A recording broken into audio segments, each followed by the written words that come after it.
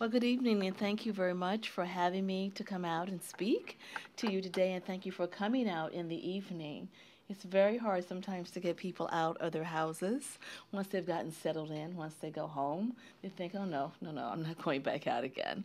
And so I'm glad to see so many people have come out today. Considering what I was going to talk about gave me the opportunity to reflect on a magnificent life, a life given up to the service of God and country. It was a life of love that can be summarized to some extent by this quote from Martin Luther King Jr. And I am quoting him when I say, this is what he said: when I speak of love, I am not speaking of some sentimental and weak response. I am speaking of that force which all other great religions have seen as a supreme unifying principle of life. Love is somehow the key that unlocks the door, which leads to ultimate reality. This Hindu, Muslim, Christian, Jewish, Buddhist belief about ultimate reality is beautifully summed up in the first epistle of St. John.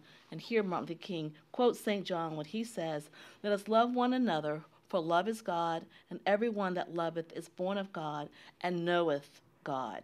He that loveth not knoweth not God, for God is love.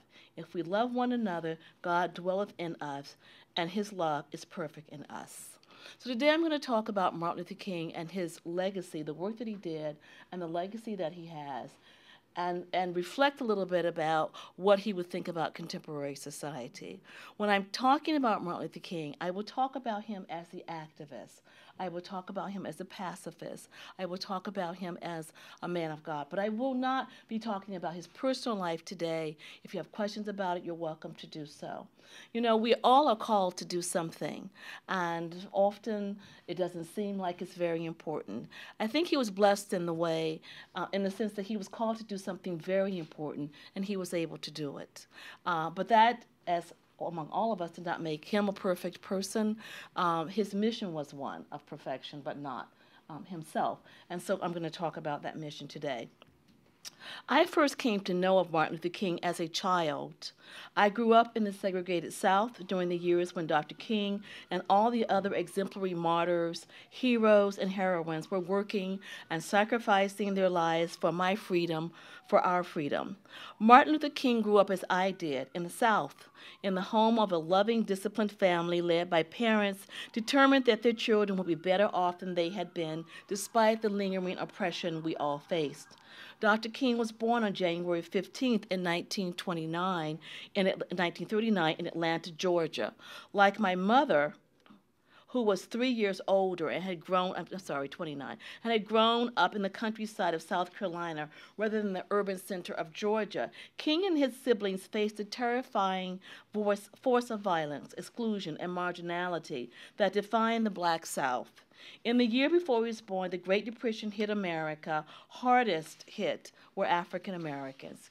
King, who was raised in a well-to-do family, survived fairly well behind the race curtain. He grew up, attended and graduated from Morehouse College. He actually was very, very smart, and so he was skipped 2 grades and went to college when he was 15 years old and graduated 4 years later. And then he went on to Crozier Theological Seminary, where he met his beloved Coretta, who was then a student at Antioch, and then went on to Boston University, from which he eventually received his doctorate.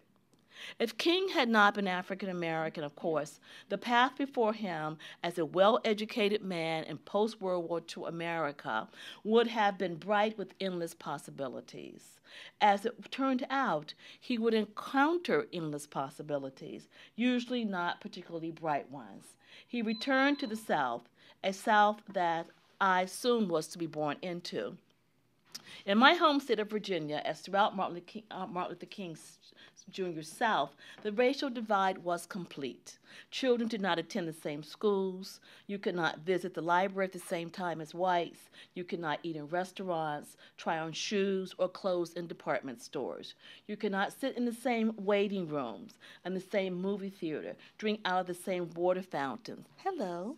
Oh, no, not at all. Visit the same bathrooms, live in the same neighborhoods, worship in the same churches, even though you were the same denominations, share the same doctor or dentist, or be buried in the same cemetery. From birth to death, Jim Crow separated us. This was the world that I was born into and lived in as a child. This, as I wasn't, we didn't go into, I did not go into integrated school until I was in high school. This is as it had been in law since Plessy v. Ferguson, Supreme Court case of 1896, and even before that as part of the ever-important racial etiquette that was not a regional phenomenon. Many people think this only happened in the South, but in fact it was a national phenomenon, an international phenomenon as well, but rather national, etc. When we consider the colonized worlds of Africa, South America, the Caribbean, Australia, and Asia. Nowhere in the world did it seem were blacks treated as equal, especially not in the United States. Martin Luther King changed this horrific American tradition. He changed my life and yours for the better in profound and long-lasting ways. When he accepted in December 1964, the Nobel Peace Prize for Peace, 9 years after he began his struggle in 1955 for justice and equality, he spoke of, some of the things that he had encountered in his acceptance speech. And I'm quoting for that when I say he said to the Nobel Committee and to the dignitaries in Oslo, I accept the Nobel Prize for Peace at a moment when 22 million Negroes of the United States of America are engaged in a creative battle to end the long night of racial injustice. It was 1964, and the movement was really in the midst of the movement. And he realized there was still much work to be done. I accept this award on behalf of a civil rights movement which is moving with determination and a majestic scorn for risk and danger to establish a reign of freedom and a rule of justice. I am mindful that only yesterday in Birmingham, Alabama, our children crying out for brotherhood were answered with fire hoses, snarling dogs, and even death. I am mindful that only yesterday in Philadelphia, Mississippi, young people seeking to secure the right to vote were brutalized and murdered. And only yesterday, more than 40 houses of worship in the state of Mississippi alone were bombed or burned because they offered a sanctuary to those who would not accept segregation. I am mindful that debilitating and grinding poverty afflicts my people and chains them to the lowest rung of the economic ladder. Still, King noted in his speech, there was hope, and he embraced hope, the hope that America and man and womankind could be what they always had promised to be. He told his distinguished audience that, and I quote again, I accept this award today with an abiding faith in America, an audacious faith in the future of mankind. Audacious, where have we heard that word from? Obama, the audacity of hope, right? I refuse to accept despair as the final response to the ambiguities of history. I refuse to accept the idea that the isness of the man's present nature makes him morally incapable of reaching up for the eternal outness that forever confronts him. I refuse to accept the idea that man is more flotsam and jetsam in the river of life, unable to influence the unfolding events which surround him. I refuse to accept the view that mankind is so tragically bound to the starless midnight of racism, that war, that the bright day of peace and brotherhood can never become a reality. Now, King was speaking not only about the civil rights movement, of course, but of course also the Vietnam War at that time, when he talks about, war and militarism occurring. King was a man of audacious dreams, hopes, faith, and sacrifice. He drew his strength from the love he had within, the love he forced himself to see around him, and the guiding love he felt from God. And I quote, I have the audacity, he explained, to believe that peoples everywhere can have 3 meals a day for their bodies, education and culture for their minds, and dignity, equality, and freedom for their spirits. I believe that what self-centered men have torn down other other-centered men can build up again. I still believe that one day mankind will bow before the altars of God and be crowned triumphant over war and bloodshed, and nonviolent redemptive good will proclaim the rule of the land. And the lion and the lamb shall lie down together, and every man shall sit under his own vine and fig tree, and none shall be afraid. I still believe that we shall overcome. Now, Martin Luther King is thought of as this magnificent orator, and he is, but also as a religious figure too, and he was a minister, a man of faith, a man of God. The interesting thing about him, and one of the things I really like about his biography, is that he was not always convinced, okay, that in his beliefs about God. And his father had been was a minister. His grandfather was a minister. And so the path that they led for him in terms of his career was to be a minister. Well, when he was 15 years old, he stood up in church and said, I'm not believing everything in the Bible. That, in his father's church, he said that. Okay? And of course, you can imagine it caused quite a row in the church. But it suggested that he was bright and intelligent beyond what people told him. It suggested that he was a thinking person.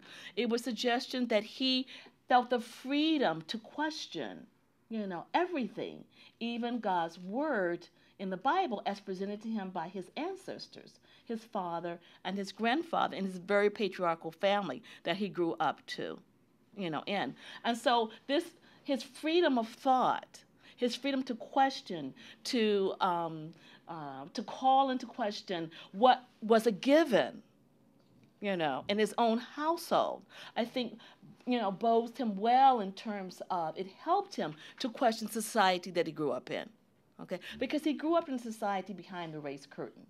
He grew up in this, double consciousness that everybody quotes Du Bois talking about, Du Bois grew up in Great Barrington, Massachusetts. He went to the South as an adult. But, Martin Luther King grew up in Atlanta.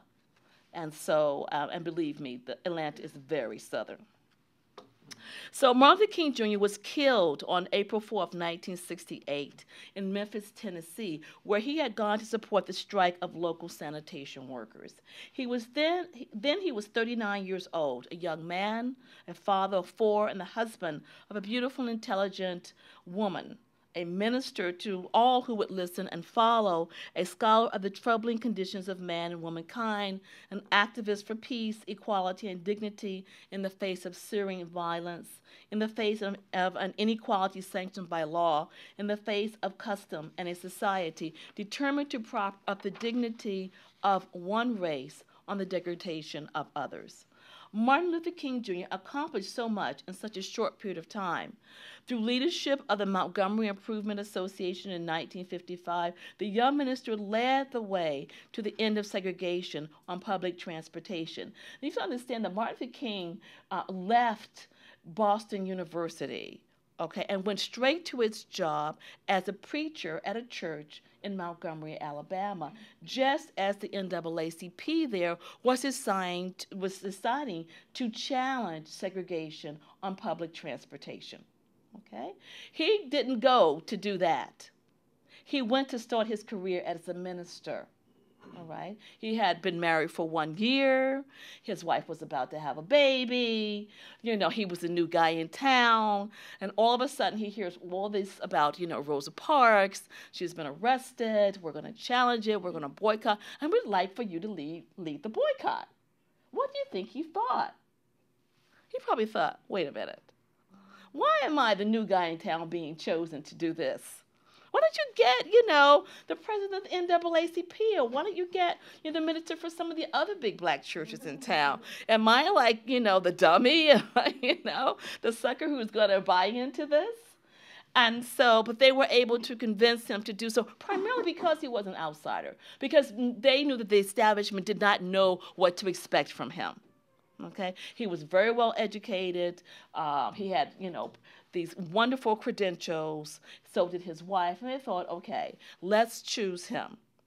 And so he became the president of the Montgomery Improvement Association, which mounted this year-long, boycott of the buses in Montgomery, Alabama. And it was because of some earlier cases that had gone up to the Supreme Court, that ended segregation. But of course, the pressure was placed by what the Montgomery Improvement Association did under his leadership. Okay? From that moment on, he went on to understand that his role as a representative of God on earth was also to look at those to help those who could not help themselves. All right. And so he, along with some other members of the community, the NAACP, the Urban League, etc., helped to found in 1957 the SCLC, which is Southern Christian Leadership Conference. And that really becomes his signature organization. Prior to that being established, of course, we did have the NAACP, which was established at the beginning of the 20th century, the Urban League shortly thereafter, the Congress of Racial Equality, the Fellowship of Reconciliation. There were all these, organizations that were working. There were numerous, cases that had gone up, civil rights cases that were being settled, most famously, of course, Brown versus Board of Education in 1954. And he decided to throw himself into this work. He also realized that he could be a leader, that he was a charismatic speaker, that people did believe in him, that they felt calmed by him, that they would follow him places. And he took that leadership role and their faith in him quite seriously. He went on to Albany, Georgia, in Birmingham, Alabama, in St. Augustine, Florida, Selma, Alabama, of course, in Washington, D.C., in Montgomery, as well as Chicago. All these places, King marched, he preached, he taught, he prayed, he demanded, and even occasionally compromised to reach his goal. Of course, he did not work alone. Okay? A measure of his greatness certainly was his desire and ability to work with a broad-based leadership and collective of organizations that included members of course, his SCLC, but the NAACP, the Urban League, SNCC, the Congress of Racial Equality, etc., etc. He listened to men like Bayard Rustin, E.D. Nixon, Ralph Abernathy, Stokely Carmichael, Malcolm X, and even Malcolm X and Andrew Young. He mentored Jesse Jackson and now Congressman John Lewis, both of whom were with him when he was killed, of course. He visited and studied Gandhi, in whose philosophy and exemplary life he found his own path to salvation and a course for the movement he was designing. Even as the great patriarch of the movement, he was certainly thought of in that way, he accepted the participation and counsel of numerous women, such as, of course, Rosa Parks, Daisy Beggs with the Little Rock Nine, Ella Baker, who helped him to form SNCC. The SNCC organization comes out of SCLC. Diane Nash, who was instrumental in the continuation of the Freedom Rides after the bombing that they received, and Marion Wright Edelman, who, like King, had come from the Deep South, had gone to the sister college, Spelman, and then gone on to Yale to law school, and was head of the NAACP Legal Defense League.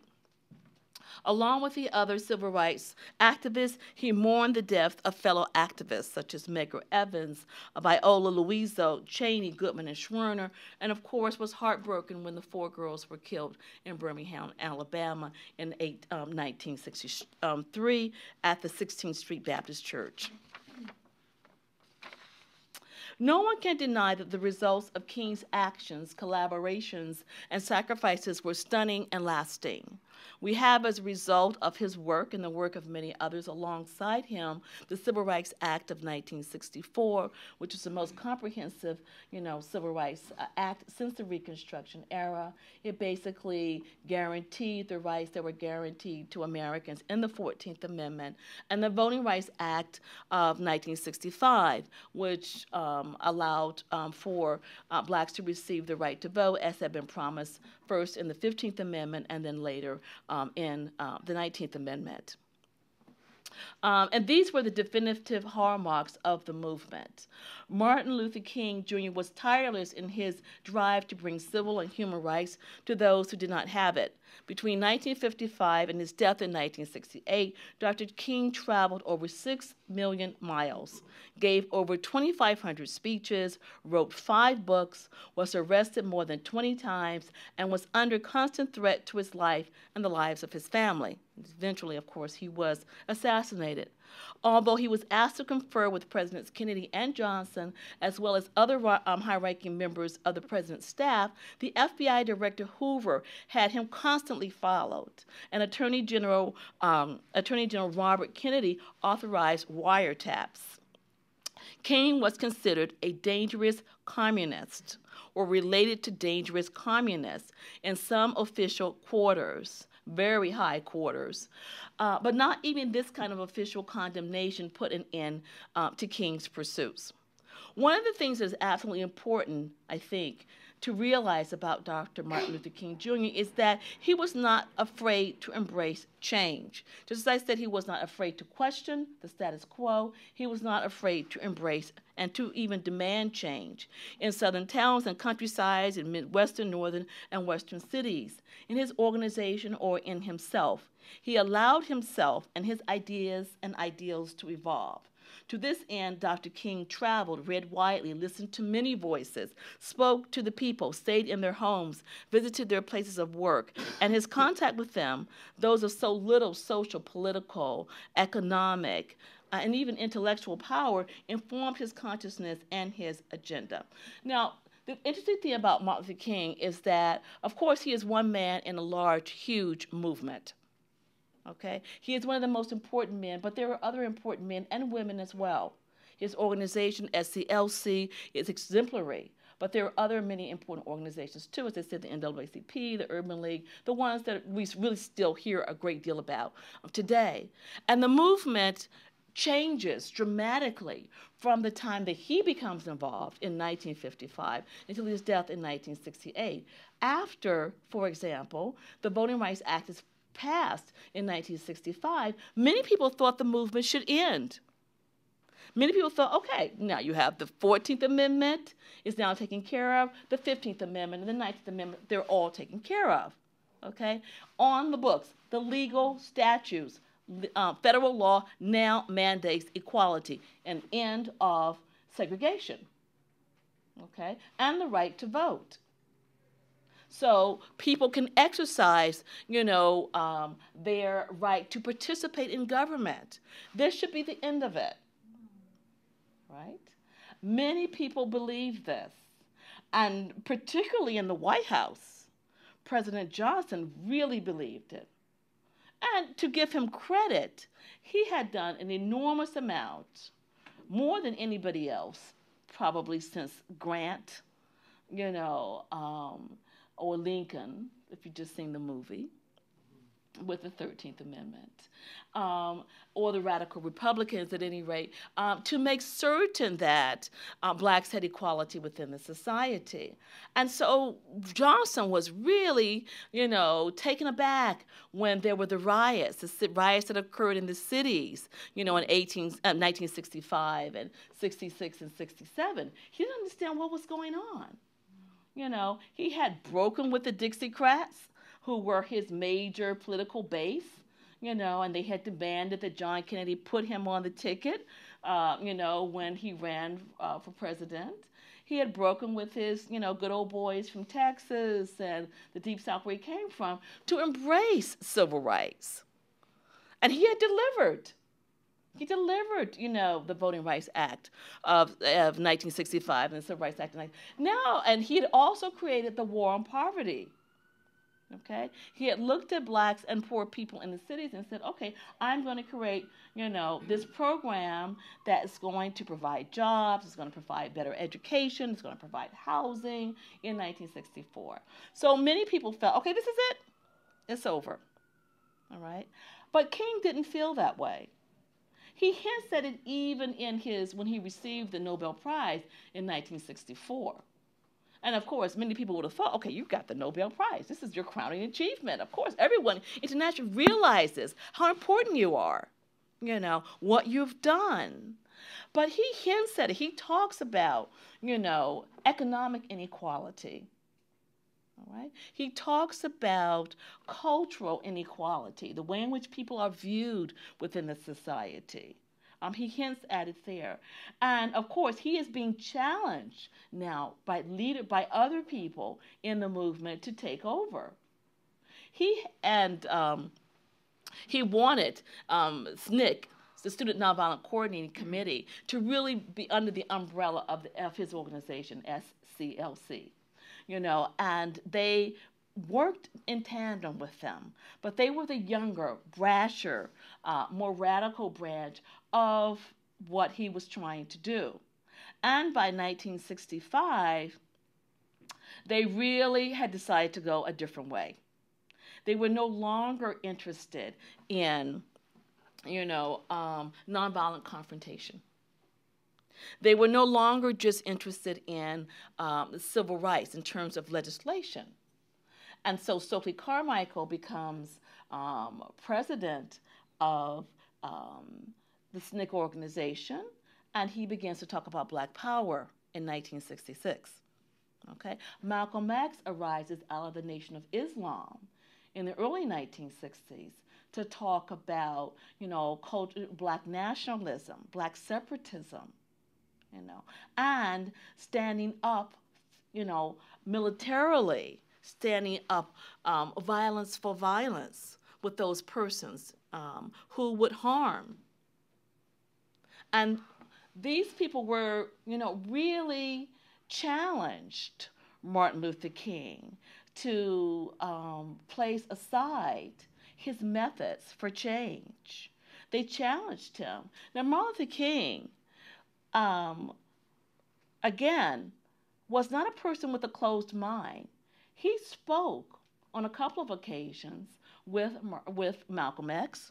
They corresponded with one another. Of course, he had known Stokely Carmichael since Stokely Carmichael left Howard University and came down to work with the bus boycott too. So he had known Stokely Carmichael for 5 or 6 years, and they had walked arm in arm in many of the marches in the Deep South, and so he was in constant contact with him as well.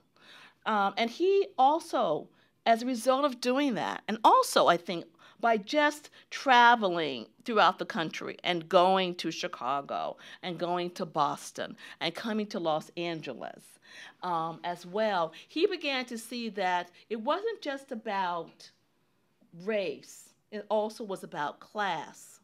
It wasn't just about the war on poverty, it was also about the war in Vietnam, And he began to speak to all of these particular issues. And he started to talk about being a militant himself, a nonviolent militant. Okay, and when he did so, it was a frightening phenomenon for those persons in the federal government. They really thought his organization had been infiltrated by communists. They really thought that he was speak out against the war effort was traitorous. Particularly since the government had been, supporting his efforts to bring these, laws into place. And so in 1967, just several months before he was killed, Martin Luther King Jr. called a conference of activists to meet in South Carolina. He wanted to come up with a new plan, a new direction, right? He had decided that the federal legislation, which had outlawed segregation, guaranteed equal rights, and assured the disfranchised that they could vote were important victories, but only partial victories. Along the way to these civil rights victories, Dr. King had turned his attention to human rights. He focused on that which still did not allow so many people in America, about 12 to 15% at the time, the privileges of being American: poverty. Eliminating poverty and its results, ignorance, high mortality, undernourishment, homelessness, crime, hopelessness, became the new frontier for his campaign for equality in the nation. From this conference and from his conscience, there were a lot of people who were at that conference who said, don't go that way.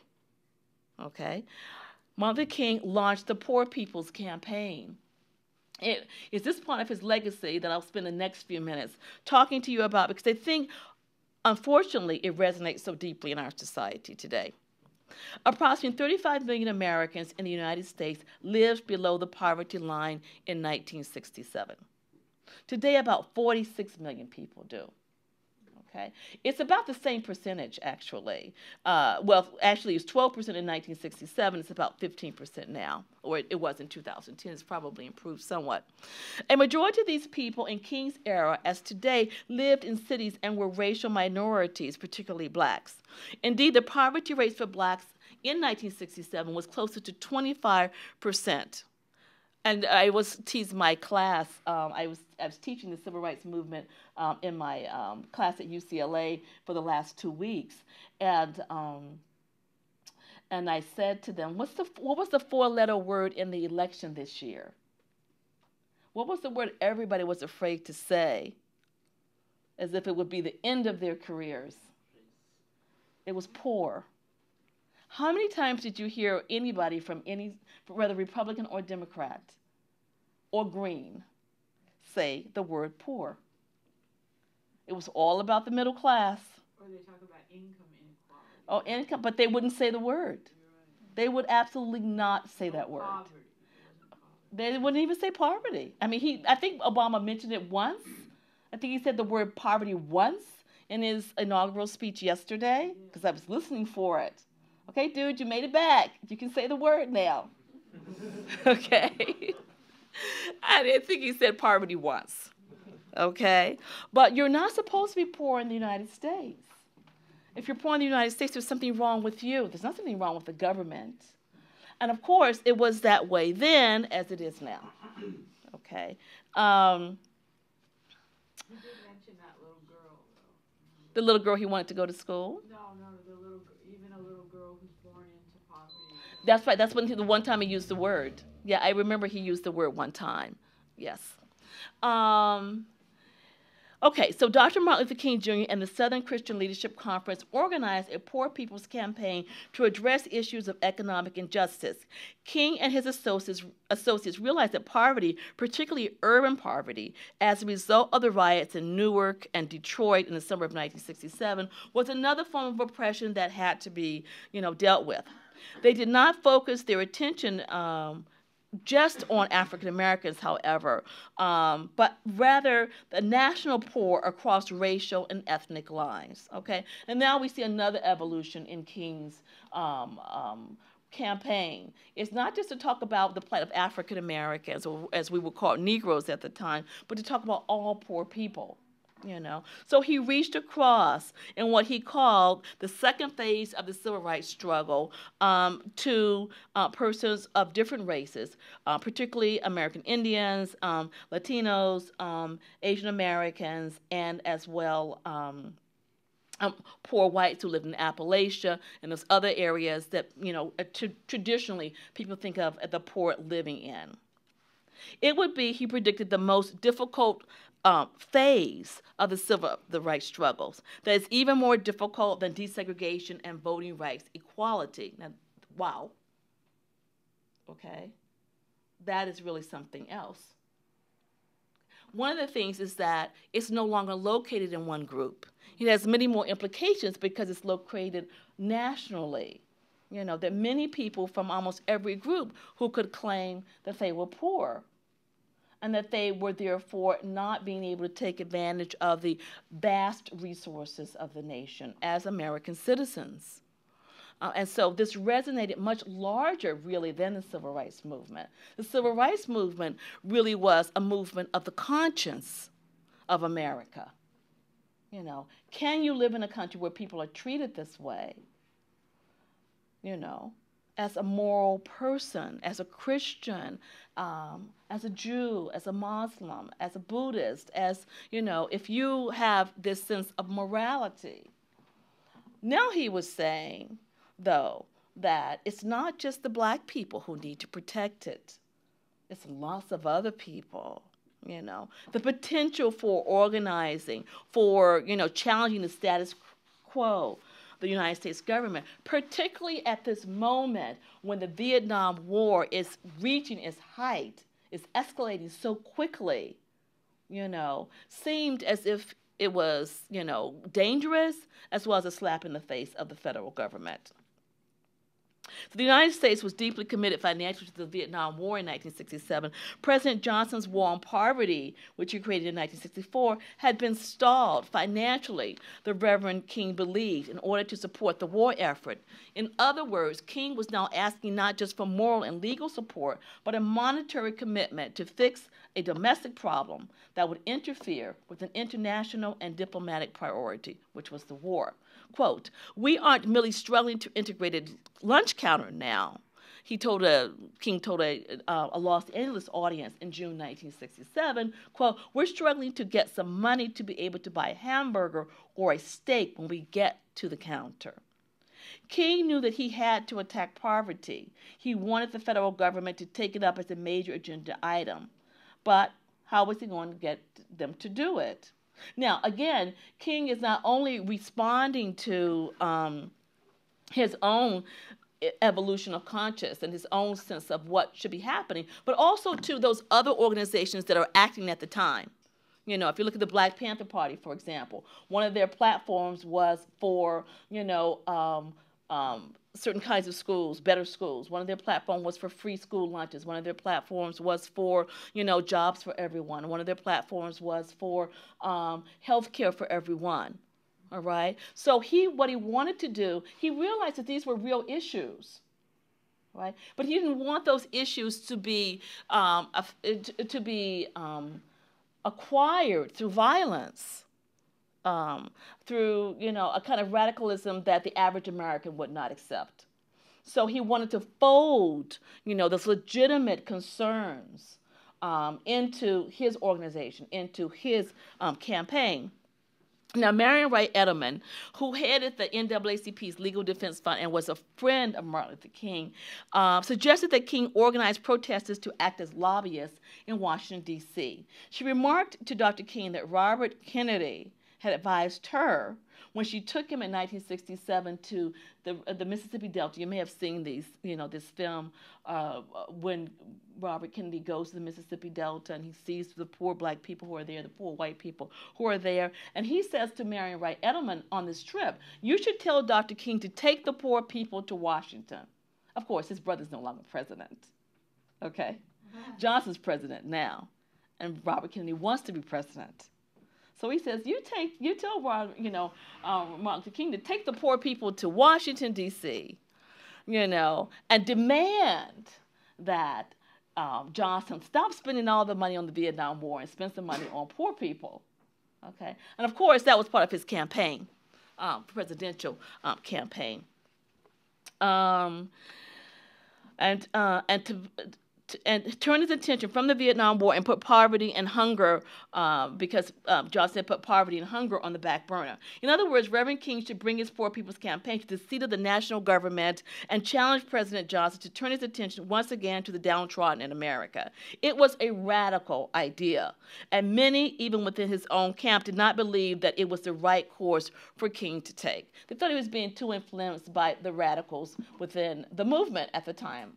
And they thought, okay, you're pandering to what they want, basically. We've achieved these goals. We have a process. We have a lot of people following us. We should stay that course. Reverend King was proposing a major occupation of the nation's capital, bringing thousands of poor people to Washington, to the National Mall. You saw it yesterday for the inauguration. There wouldn't be people there waving all those flags that we saw yesterday. Okay, there will be poor people saying that, we have been disfranchised and we are economically poor and you should do something for us.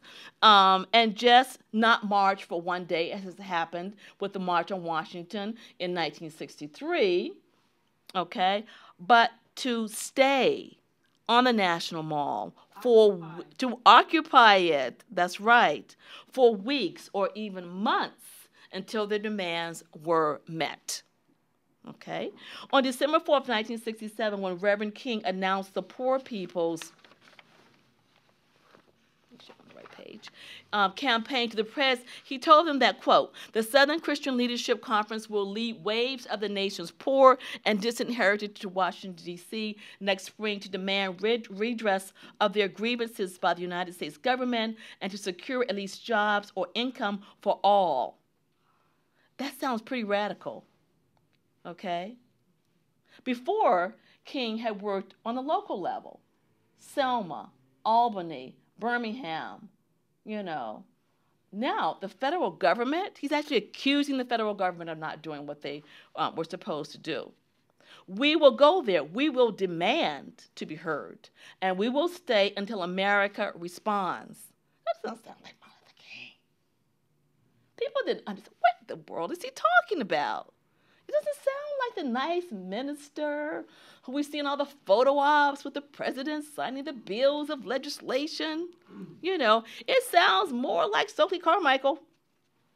Okay, he went on. If this means forcible repression for our movement, we will confront it, for we have done this before. If this means scorn or ridicule, we embrace it, for that is what America's poor now receive. If it means jail, we accept it willingly, for the millions of poor already are imprisoned by exploitation and discrimination.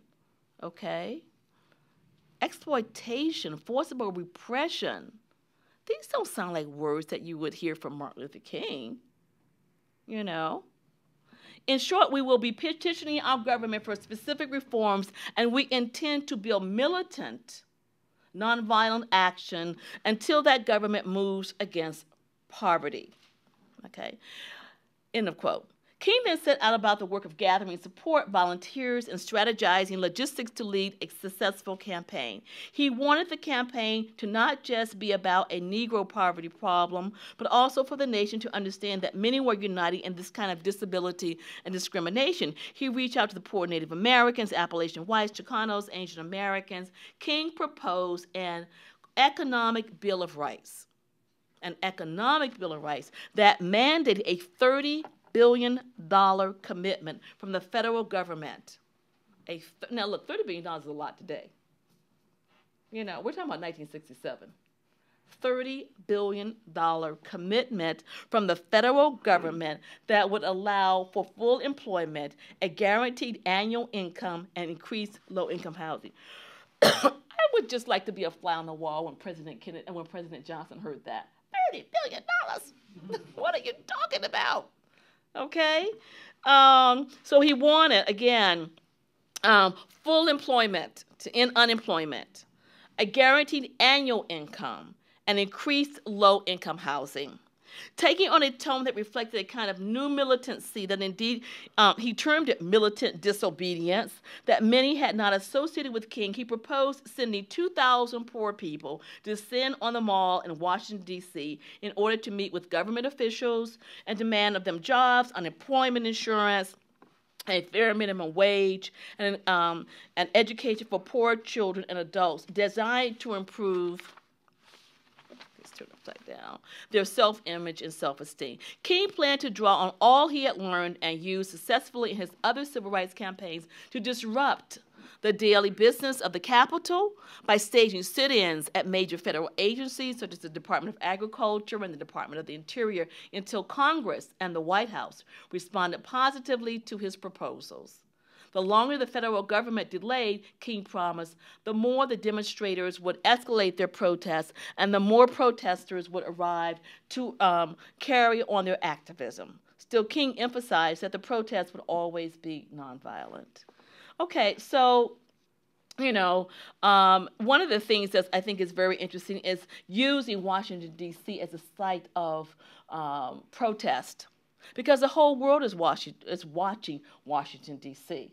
You know, as long as it's somewhere in the Deep South, it's in Mississippi, it's Alabama, oh, it's those folk. You know, it's those, you know, white Southern people. You know, it's not the federal government.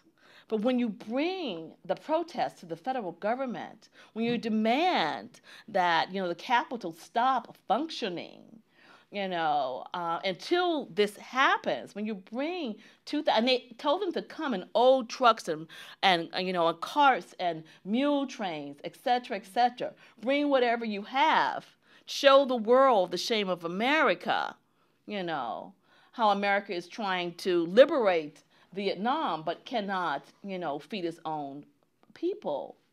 This was very frightening to the federal government in the midst of a war that we were losing, you know, losing in terms of the number of our poor children who were being killed, losing in terms of the way in which the world viewed our participation in the war, and losing, of course, with young people on the college campuses and the anti-war movement as well. Okay, so on March 31st, 1968, King spoke at the National Cathedral in Washington, D.C. It would be the last of his Sunday sermons. It also was less than a month before he planned to return to the district as the head of the Poor People's Campaign. Dr. King spoke about what he believed were the three interconnected evils of this society. Okay? The three interconnected evils of his society: racism, poverty, and war. Noting, quote, "Our only hope today lies in our ability to recapture the revolutionary spirit and go out into a sometimes hostile world, declaring eternal hostility to poverty, racism, and militarism. With this powerful commitment, we shall boldly challenge the status quo and unjust mores, and thereby speed the day when, quote, every valley shall be exalted, every mountain and hill shall be made low, and the crooked shall be made straight, and the rough places plain." Okay? War, racism, and poverty he saw as interconnected with one another. He believed that we would not have been in Vietnam had it not been for racism. He believed that poverty would begin to diminish if we weren't spending so much money in the war effort, et cetera, et cetera. Martin Luther King did not live long enough to execute his Poor People's Campaign. Standing on a hotel balcony in Memphis, Tennessee, on April 4th, 1968, he was shot and killed. He had a dream that was deeply embedded in the American dream. If we are any closer to realizing the American dream today than we were 50 years ago, it is because, in large part, of Martin Luther King's efforts. What would he say if he were alive today? I often am asked that question, but I don't know the answer. You know, I can't read his mind, and certainly since he's been gone for 50 years, I can't, or close to 50 years. His Poor People's Campaign, carried out by Abernathy, his widow, and thousands of others, was not successful. King's proposed Economic Bill of Rights found no ground on which to grow in Washington. Certainly, if his life had not ended that day, he would have continued to work for justice, dignity, and equality. If he were alive today, no doubt, he would realize that we as Americans still have work to do. Thank you. Thank you.